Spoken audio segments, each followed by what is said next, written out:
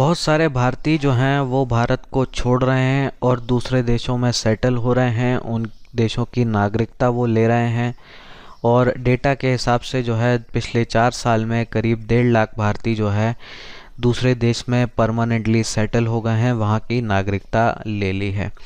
तो क्यों इतनी भारी मात्रा में जो है भारत के लोग जो है वो भारत छोड़ रहे हैं, इस पर जो है ज़रा बात करते हैं।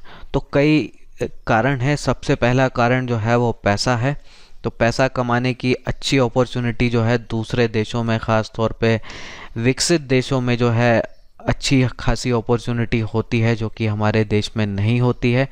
तो सबसे पहली चीज़ पैसा ही है, जिसके लिए जो है हमारे देश के लोग जो है दूसरे देश में सेटल होना चाहते हैं। दूसरा कारण है एजुकेशन। अच्छी एजुकेशन के लिए भी जो है हमारे देश के लोग जो है दूसरे देशों में जाते हैं। तो हमारे जहाँ जो स्टैंडर्ड एलिट इंस्टीट्यूट हैं, जैसे आईआईटी, आईआईएससी, आईआईएम, एम्स हो, एनएलआईयू, इस तरह के जो टॉप के इंस्टीट्यूट हैं ये काफ़ी कम हैं और हमारी आबादी ज़्यादा है, कंपटीशन बहुत ज़्यादा है। तो इनमें जो है, और ऊपर से रिजर्वेशन भी है, तो इनमें जो है बहुत से लोगों का एडमिशन नहीं हो पाता है। और फिर इनके लेवल के नीचे के जो इंस्टीट्यूट होते हैं वो उतने अच्छे स्टैंडर्ड के नहीं होते। तो अगर हम देखें कि हमारे इन टॉप के इंस्टीट्यूट में सिलेक्शन रेट जो है वो 2% है, जबकि MIT जो कि दुनिया का बेस्ट इंजीनियरिंग कॉलेज है, वहाँ पे सिलेक्शन रेट है 5%। यानी कि एक भारतीय के लिए जो है IIT में एडमिशन लेना बड़ा मुश्किल काम है, लेकिन MIT में एडमिशन लेना कंपैरेटिवली आसान काम है। तो यही चीज़ जो है वो भारतीय लोगों को, भारतीय छात्रों को जो है विदेशों की तरफ आकर्षित करती है। तो कई सारे हमारे टैलेंटेड लोग होते हैं, लेकिन IIT जैसी संस्थाएं काफ़ी कम हैं, तो सबको वहाँ एडमिशन नहीं मिल पाता है। तो उनके लिए आसान ये रहता है कि विदेशों में चले जाएं और वहाँ पे एक क्वालिटी एजुकेशन जो है उनको मिल जाती है। तो तीसरा सबसे बड़ा कारण है रिजर्वेशन, जिसके कारण जो है बहुत से लोग जो है भारत छोड़ के जाना पसंद करते हैं। और रिजर्वेशन के क्या दुष्परिणाम हो रहे हैं ये आप इस इंडियन एक्सप्रेस की खबर से समझ सकते हैं कि PhD में दिल्ली यूनिवर्सिटी में जो है PhD के लिए, मैथ्स में PhD के लिए जो कट ऑफ रही है SC ST की, वो 0 नंबर रही है। तो अब आप खुद देख लीजिए कि 0 नंबर पर कुछ लोगों को एडमिशन मिल रहा है, लेकिन कुछ लोगों को 80-90% पर भी नहीं मिल रहा है। तो जो 80-90% लाने के बाद भी एडमिशन नहीं ला पा रहे हैं, ऐसे लोग बड़े निराश होते हैं इस देश की व्यवस्था से और पसंद करते हैं कि किसी दूसरे देश में चले जाएं, वहाँ पे पढ़ाई करें, वहाँ पे नौकरी करें और वहाँ पर ही बस जाएं। तो रिजर्वेशन जो है सब एक बहुत ही प्रमुख कारण है, जिसके कारण जो है हमारे देश में ब्रेन ड्रेन होता है। तो अगर हम देखें दुनिया की बड़ी बड़ी कंपनियों के सबके CEO जो हैं वो भारतीय लोग ही हैं, और ये वो भारतीय हैं जो जनरल से आते हैं। अधिकतर जो है आपको वही मिलेंगे, वहाँ पे आपको ऐसे नहीं मिलेंगे जो रिजर्वेशन से आते हों और रिजर्वेशन छोड़ के बाहर विदेशों में गए हों पढ़ने के लिए। तो एक बहुत बड़ा रीज़न जो है रिजर्वेशन हो जाता है। चौथा कारण है लैक ऑफ अपॉर्चुनिटीज़। यहाँ पे सबको जो है बराबरी का हक नहीं मिलता है। 50% सीटें तो हर जगह रिजर्व्ड हैं। आप अगर एक खास विशेष वर्ग के से आते हैं तो आप चुनाव भी नहीं लड़ सकते, क्योंकि चुनाव की सीटें भी जो है वो भी जाति के आधार पर रिजर्व हैं। आप अपनी पसंद का कैंडिडेट भी नहीं चुन सकते, क्योंकि वो भी जाति के आधार पर पार्टियां थोपती हैं और वहाँ पे भी रिजर्वेशन होता है। इस देश में स्कॉलरशिप भी जो है वो भी जाति के हिसाब से है। अगर कोई गरीब छात्र बहुत टैलेंटेड है लेकिन वो आगे नहीं बढ़ पाता है, क्योंकि उसके लिए गरीब होने के बावजूद जो है, अच्छे नंबर होने के बावजूद जो है उसके लिए स्कॉलरशिप नहीं है। तो यहाँ के जो कानून हैं आपको बराबरी का हक नहीं देते। तो कई तरह के भेदभाव करने वाले कानून हैं। आप अगर विशेष जाति के हैं तो आपको अलग तरीके से ट्रीट किया जाएगा, नॉर्मल जाति के हैं तो आप अलग तरीके से ट्रीट किए जाएंगे। मीडिया में भी जो है इस तरह का भेदभाव है। तो भारत में जो है जाति काम करती है, पैसा काम करता है, लेकिन टैलेंट जो है उतना ज़्यादा काम नहीं करता है। और यही रीज़न है कि ऐसे टैलेंटेड लोग जो है इस देश में रहना पसंद नहीं करते। बढ़ती हुई आबादी भी जो है बहुत बड़ी समस्या है। तो जैसे जैसे आबादी बढ़ रही है, रिजर्वेशन जैसी चीज़ें हैं उनका दायरा बढ़ रहा है, सेलेक्टिव लोगों को स्कॉलरशिप मिल रही है, सरकार का सपोर्ट मिल रहा है, बाकी लोगों को नहीं मिल रहा है। तो इन सब चीज़ों से कंपटीशन जो है बहुत ज़्यादा बढ़ता जा रहा है साल दर साल लगातार। तो यहाँ पे तरक्की करना जो है बड़ा मुश्किल काम हो गया है, और इसीलिए जो है यहाँ के लोग जो है अगर मौका मिले तो देश से बिल्कुल जाने का सोचते हैं। और यहाँ पे कोई चीज़ का मैनेजमेंट भी नहीं है। अगर कोई व्यक्ति भारत से किसी दूसरे देश में जाता है, कुछ समय साल 2 साल वहाँ रह लेता है, तो उसकी यहाँ वापस आने की इच्छा नहीं होती। तो हमारे पास संसाधनों की कमी नहीं है, हमारे पास वो सब कुछ है जिसके हिसाब से हम डेवलप्ड कंट्री अब तक हो जाने चाहिए थे, लेकिन नहीं हुए हैं क्योंकि हमारे पास मैनेजमेंट नहीं है। इजराइल हो, फ्रांस हो, कोरिया हो, चाइना हो, इनसे ज़्यादा रिसोर्सेज जो है हमारे पास हैं। ये सारे देश जो है वर्ल्ड वार में पूरी तरह तबाह हो गए थे, फिर भी जो है ये डेवलप्ड कंट्रीज़ बन गई और हम वहीं के वहीं हैं। हमारे यहाँ बहुत ज़्यादा बारिश होती है, सबसे ज़्यादा एग्रीकल्चरल लैंड हमारे पास है, बहुत बड़ा ह्यूमन रिसोर्स है। हमारे देश में जापान की तरह अर्थक्वेक भी नहीं आते, हमारे देश में सिर्फ 0.1% अर्थक्वेक आते हैं जापान के मुकाबले। अमेरिका के मुकाबले तूफ़ान जो है सिर्फ 1% आते हैं, लेकिन फिर भी हमारे यहाँ कुछ भी बर्बादी हो किसी प्राकृतिक आपदा में, बाढ़ में, तूफान में, तो हमारे यहाँ सड़कें, पुल वुल सब बह जाते हैं और वापस उनको बनने में कई सालों लगते रहते हैं। तो हमारे यहाँ कोई मैनेजमेंट नहीं है ठीक से।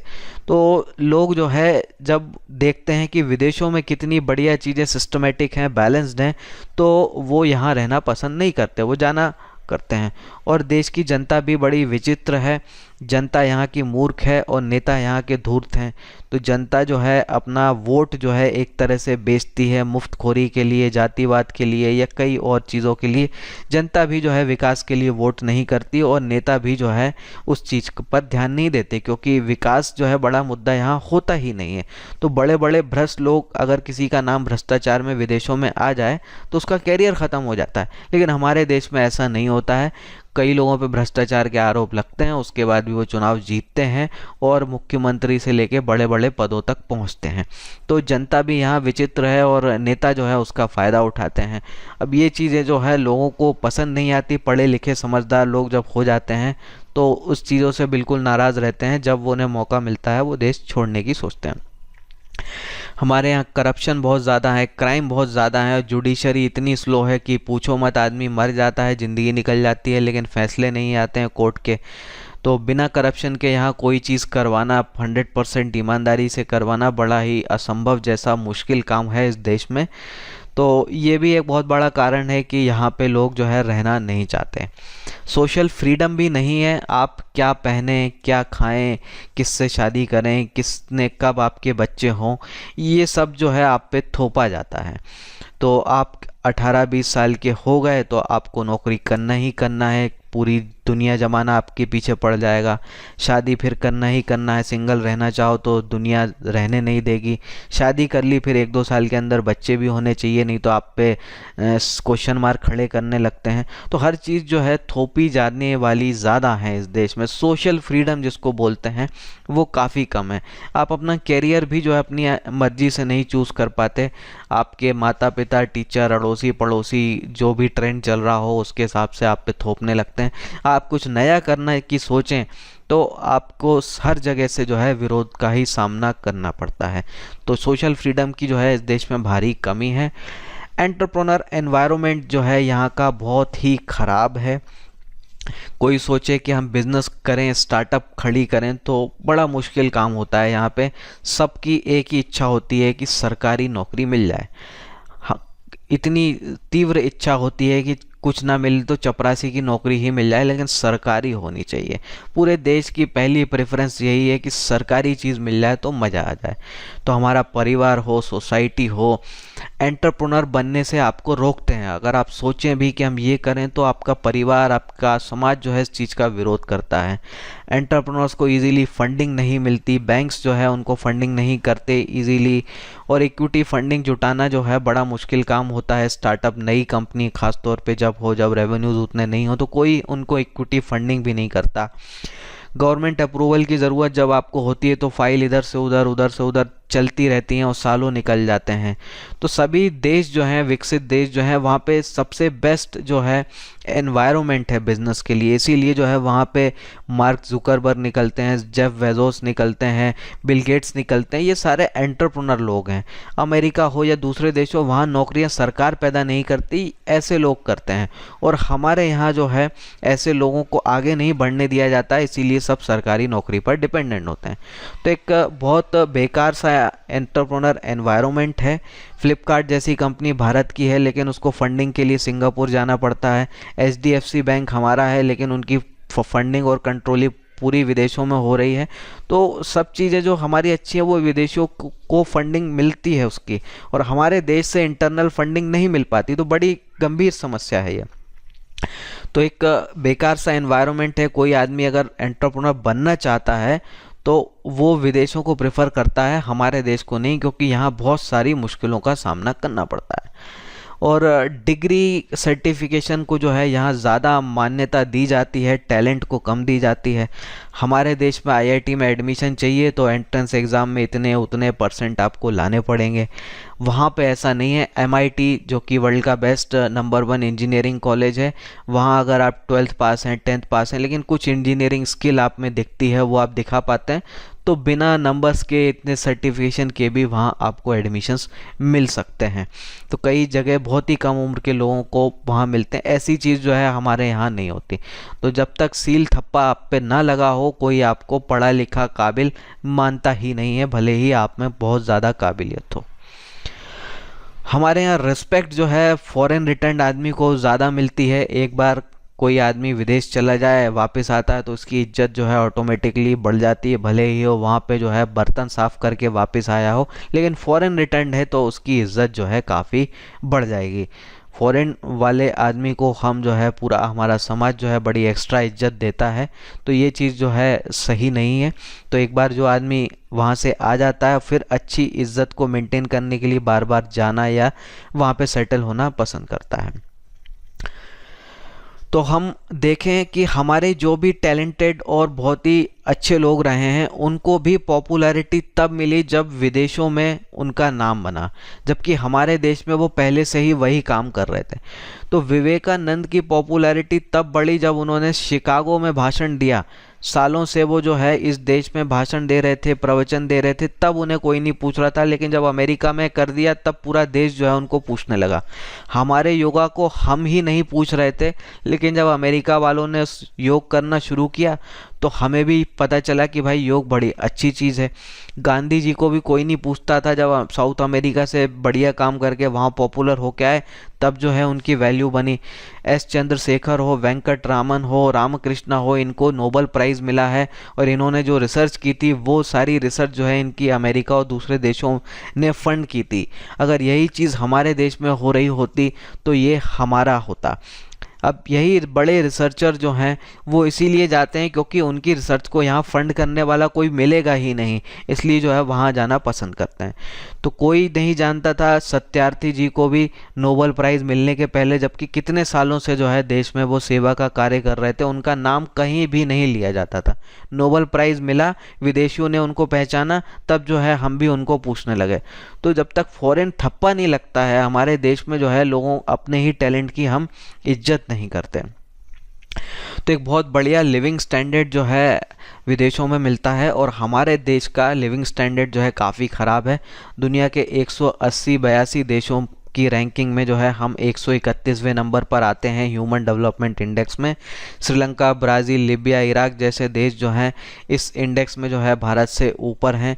तो हमारे यहाँ लिविंग स्टैंडर्ड जो है काफ़ी ख़राब है। कुछ लोग झुग्गियों में रह रहे हैं, एक ही 2-2 कमरे के घरों में जो है 8-10 लोगों का परिवार रह रहा है, कोई कुछ भी रह रहा है, गंदगी है, ये सब है। तो एक अच्छा लिविंग स्टैंडर्ड जो होना चाहिए वो नहीं है हमारे देश में।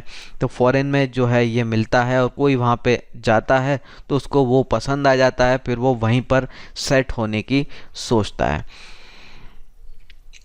तो हमारा इन सब चीज़ों के कारण जो है काफ़ी ज़्यादा नुकसान भी हो रहा है। कोई सरकारें जो है इस पर विचार नहीं कर रही हैं, इतना ज़्यादा ब्रेन ड्रेन हो रहा है। आप इससे अंदाज़ा लगा लिए कि 85% जो हमारा टैलेंट है जो ऊपर के लोग हैं वो अमेरिका चले जाते हैं, क्योंकि वहाँ उनको अपॉर्चुनिटी मिलती है। तो हमारे इंजीनियर्स हों, साइंटिस्ट हों, डॉक्टर्स हों, जो भी बड़े बड़े टैलेंटेड लोग हों, वो ये दो देश छोड़ के चले जाते हैं।